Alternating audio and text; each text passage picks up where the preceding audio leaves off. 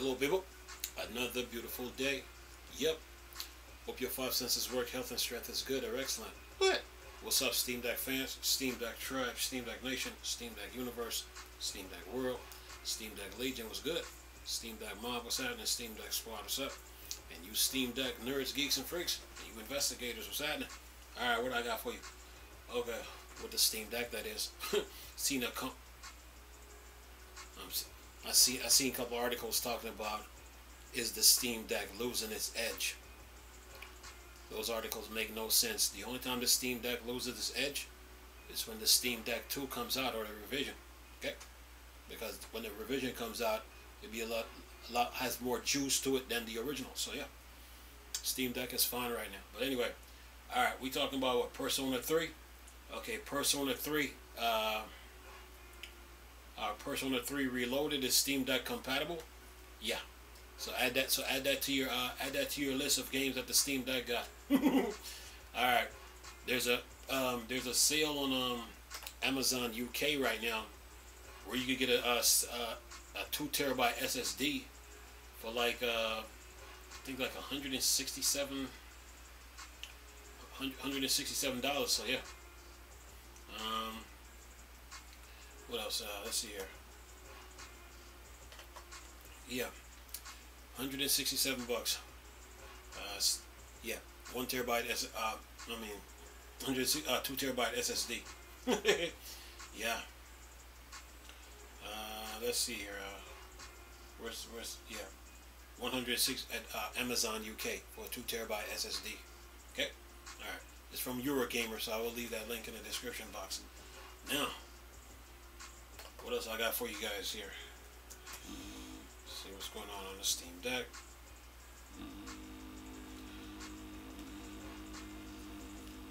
Deals, games, and updates. Alright. We know that, oh, here we go again. Okay, we know the Humble Store has a Halloween sale.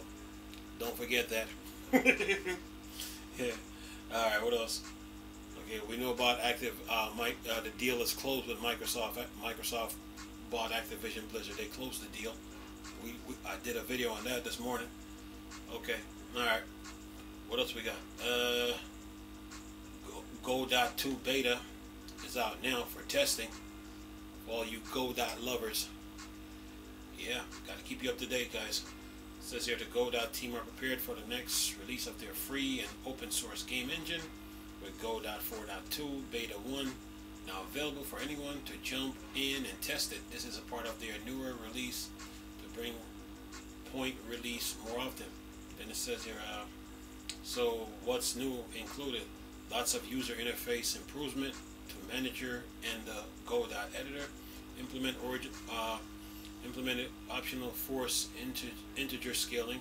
Integer scaling ensures that no matter the aspect ratio, you get a square pixel grid without distortion of 2D game development. Big improvement for tile map support. No more needing to restart editor when change the resource import style. This is along with a new powerful import pipeline. A fix with Steam input for some gamepad events running twice. Big improvement to Android support. iOS one-click deploy support. Various rendering and performance improvement. AMD FSR 2.2 support added. A new light map denosing approach for forward on mobile rendering methods. This release introduced 2 HDR rendering, unlocked 3D effects such as glow for 2D games. What else? Option angle back OpenGL rendering driver was added for Mac OS and Windows. Lots of improvement for partyless system to give VFX artists more control if it's not possible to direct and animate over lifetime inherits projectile velocity change, the emission amount of particles, shaders, and additional drop downlight properties to custom nodes and output ports for vector types are now expandable by default. Scripting, script debugger now comes with full support for threaded code. Improve threaded code, including the execution stack and breakpoint. improved XR support for forward-feeded rendering support, ported from Go.3.x, access to raw hand tracking data, experimental support for Android and iOS, export target. Yep. Go. Alright, what else I got for you? For you little Steam Deck fans. Alright, what else we got? Or what's this? Heroes of Might and Magic. I think what's this, 2? Huh. Oh, Heroes of Might and Magic 2 engine Furrows version 1.0.9 release. And you deals, games, and updates. Yeah, you guys are good. Got you covered. Alright, what else we got? As usual, as the month of hard work, Pharaoh's Resurrection Team, Pharaoh's 2 Resurrection Team release a new 1.0.9 version, Heroes of Might and Magic game engine filled with updates, fixes, and new features. Based on the feedback from the players, the AI has become more easy on low difficulty. This makes the game more accessible for more players, and at the same time keeps the challenge for those who want on higher difficulty. The AI got a boost in its battle logic and is smarter on adventure map. It says here the team reworked the game setting on the adventure map. This allowed players to change game resolution or language without exiting the main menu. This is more convenient. Alright, and what else? Moreover, the hotkey dialog was upgraded as well, and now it is easy to see all button mapping. And says touch device have an important update. During battle, players have to confirm action. The first touch event just place the cursor at the touch point, displaying information about action behind perform. The second touch even is confirmatory and performs corresponding action if and only if this action corresponds to exactly the action of the first touch. Yeah, Heroes of Might and Magic. Yeah, you guys got some updates. Alright, now, what else we got? What's this? Okay, Diablo 4 now Steam Deck verified. And launch on Steam, but no Steam keys for Battle.net. Okay, so you Diablo fans, alright. Yep, Steam Deck verified. Okay, it says here, good news if you plan to dive into Diablo with the Steam release coming October 17th. And as it has been Steam Deck verified, there's some bad news if you already purchased it on Battle.net though. For Diablo 4 being Steam Deck verified, this means everything should just work out the box directly from Steam and Valve. Diablo 4 verification was done on Proton Experimental. It's already worked pretty great on Steam Deck anyway, as I showcased previously. The bad news, well, if you were hoping to simply transfer your Battle.net purchase over to Steam, it is a solid nope. Even though Steam keys cost developers, publishers nothing, Blizzard aren't going to provide you with one. As mentioned on X, Twitter, by Adam Fletcher, the global community director on Diablo, in reply to a user asking about having to buy it again, Fletcher said yes. 2 different storage fronts run by 2 different companies. And it says here, why don't some publisher do this? The reason is pretty simple, really. Valve take a cut of all sales on Steam, including DLC microtransaction. So if you purchase directly before a publisher will want to keep you, so any extra you purchase don't get a cut eaten by Valve. Yep, Diablo 4. Alright, what else I got? Keep the ball moving here. Ubuntu 23.10 downloads gets pulled down due to malicious translation. Good thing they catch on to that. Good move, Linux community, keep it up. Yeah, after what happened to Sony, yeah, I would have done the same thing. Anyway, it says a Chronicle announced shortly after release of Ubuntu 23.10 that the Chronicle download were pulled and there was hate speech identified from malicious contributors in some of their translation. They posted the announcement on X with a link to their discourse post that gave a bit more information. In the post, they mentioned it affect a specific set of translation of the Ubuntu desktop installer user interface, and so they're taking immediate action to sort the situation with the translation being removed and replaced. After affected downloads were for Ubuntu Desktop 23.10, Ubuntu Budgie 23.10, and the Ubuntu Desktop Daily Image. Since it's all open source on GitHub, we can go in and check what actually happened. Specifically, the Ukraine translation has been entirely removed for now, and it doesn't really take a lot of thought as to why. I translate a bit of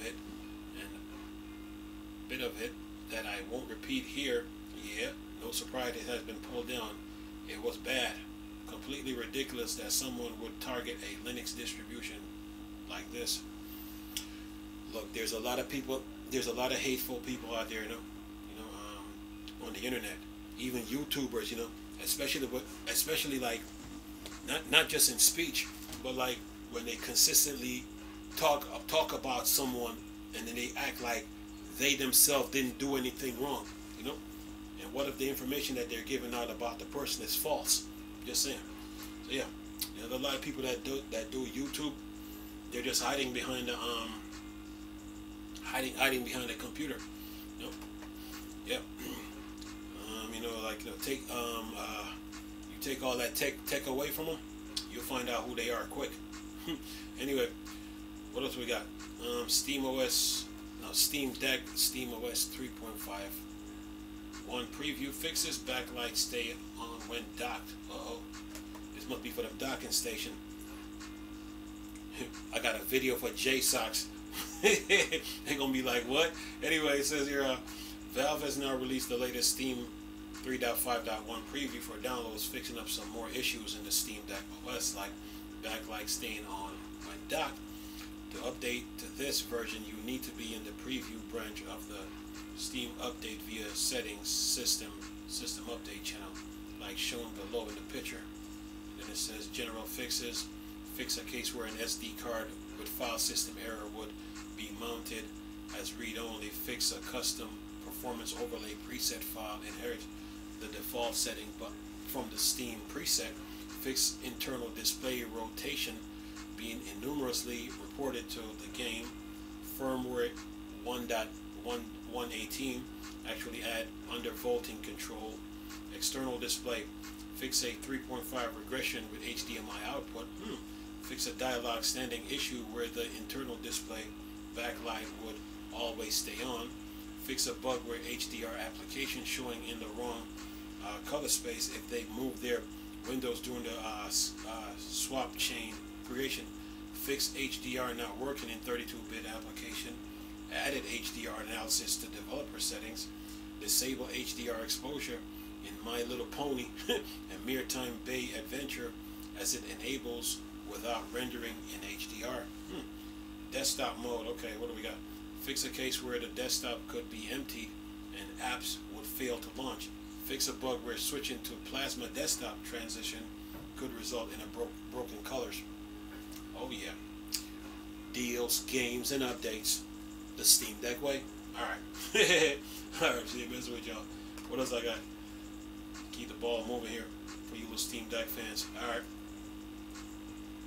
Ubuntu 23.10 Mantic Minotaur is out now. Yeah, Ubuntu been getting all kind of updates. Yep, let's see here. The latest upgrade to Ubuntu and the many flavors like Kubuntu, Xbuntu is out now with Ubuntu 23.10 Mantic Minotaur. Are you ready to update?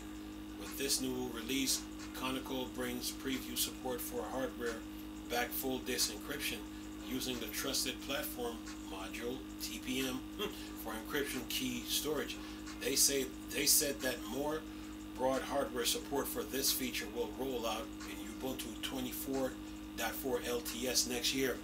Get ready for that. It says here, Here's what they say. You will also come across their new and improved Ubuntu App Center, which supports both Snap and Deb package formats under one roof. There's also new support for Raspberry Pi 5, which is thanks to their close collaboration with Raspberry Pi Foundation.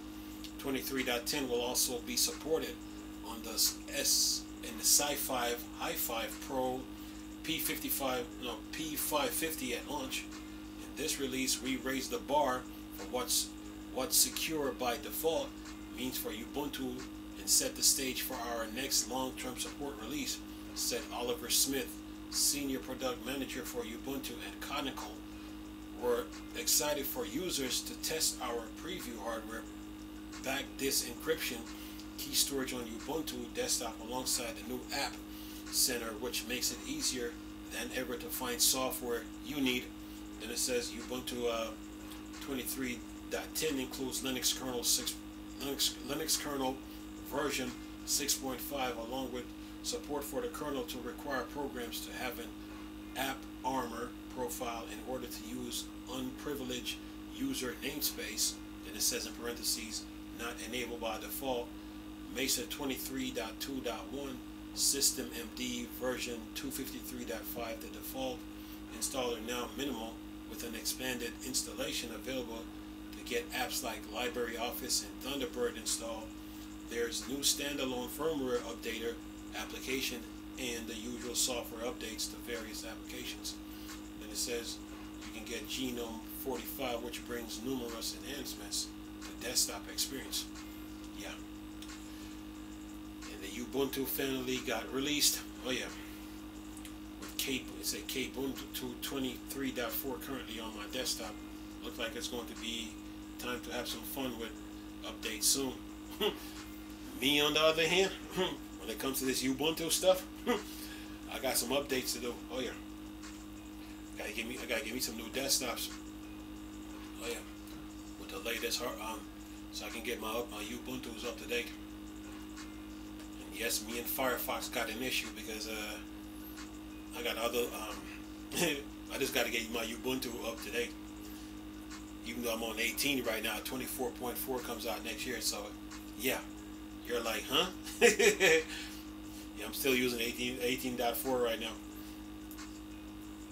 Yeah, I do Stone Age technology. What can you say? Anyway, FC, I've played around here. Alright. What I got? What else I got? What's this? System 76 release. Alright, let's see what they're talking about here. System 76 released the Taleo Spark Starter Desktop plus enhancement to other units. System 76 sent word of their brand new Taleo Spark Starter desktop, giving Linux fans a new option to purchase along with various improvements to the Taleo desktop line. Along with the new entry, they also improved various aspects of the design of the Taleo, which includes new I/O ports on the desktop of certain entries, including USB-A, headphone jack, mic jack, and USB-C ports. Plus they brought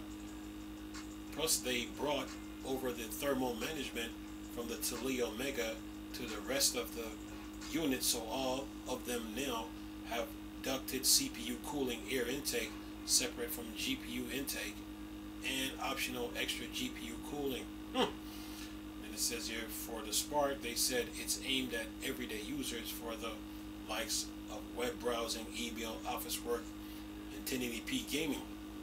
It says here, here's the configuration you can pick up for the Spark. 6-core 12 Gen Intel i5 12,000 CPU, 16 gigs of DDR4 RAM, 3200 megahertz, 1 terabyte PCIe SSD storage, integrated graphics, 10 core 12 Gen Intel i5 12,000K 600 CPU, 32 gigs of DDR4 RAM, 32 megahertz, 2 terabyte PCIe M.2 SSD storage, AMD Radeon RX 7600 graphics. And let's see, that was essential. The first one I read, that was for essential. The second is for empowered. Now custom, up to 10 core Intel i5 12600K CPU, 64 gigs of DDR4 RAM, 32 gigs of storage, NVIDIA GeForce RTX 4060 graphics. Says this new option brings start at $9.99 for the regular price, but the debut is on sale for $8.99. System 76 website. Yeah. Have a blast, folks. You and your techs. Anyway, alright, what else I got? Keep the ball moving here. Excuse me. Says, okay. Okay, I took care of that yesterday. Did that. There was something that I missed. Okay. Welcome to, oh yeah, this is what I wanted to cover. I missed this one. It's the last one too. Welcome to the opposite land where Microsoft has a Linux install tutorial. Really? I think I'm going to need more coffee to process this. Did I wake up in the opposite land? Microsoft actually genuinely have a tutorial up on how to install Linux. This isn't actually all that odd considering Microsoft have the Windows subsystem of Linux, WSL, but the actual tutorial isn't just about that, although it does come first in their list because of course it does. However, it also has an instruction on using it inside a traditional virtual machine and how to install it bare mentally on a machine directly, and even talk about dual boots. The tutorial isn't even half bad, pretty reasonable actually. Really, the Microsoft of today is in many ways not like the Microsoft of old, although they do still do many questionable things. Getting a list of that is not the point of this article. Just kind of amazing to see how much of a turnaround Microsoft has had overall. They're the famous line from previous CEO Steve Ballmer saying that Linux is a cancer that attaches itself in an intellectual property sense to everything it touches. Back in 2001 to the Microsoft Love Linux developer post in a 2015, we've seen Microsoft call out upgrades to their Xbox Cloud Gaming for Linux and Mac OS. They regularly give out money to FOSS projects like GNOME, supporting their Edge browser directly on Linux. Microsoft also joined the Open Invention Network, and a lot more, making Microsoft seems a lot more open.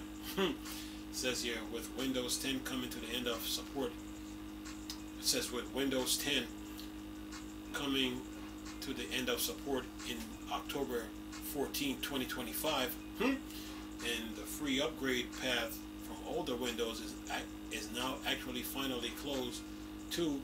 Maybe more people might actually need a free operating system. Well, Linux and Microsoft are competitors. Microsoft got a tutorial on how to install Linux. Maybe I'm crazy for saying this. Maybe Microsoft and Valve might be joining forces one day, or Microsoft buy Linux, or just saying. Anyway, but yeah, that's what I got to report on the Linux gaming front, as far as gaming goes. But Microsoft and Linux, hey, they're both good. They're both good, you know. Ever since they hired that crazy, Phil Spencer, man. Ever since they hired Phil Spencer, things been looking good. Oh my God! Another update for you. Listen to this. I was about to call it a day, and another update. Okay, all right. Listen to this. I just seen this.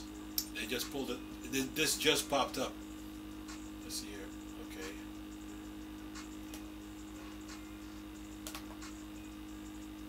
Listen to this.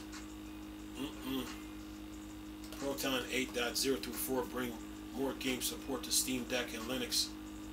It says clear your plans for the weekend as Proton 8 is now officially available, bringing improved game support for Steam Deck and Linux. You know what? I'm gonna save that for another video. But anyway, I'm gonna leave this video for y'all to enjoy though. I'm gonna make another video after this.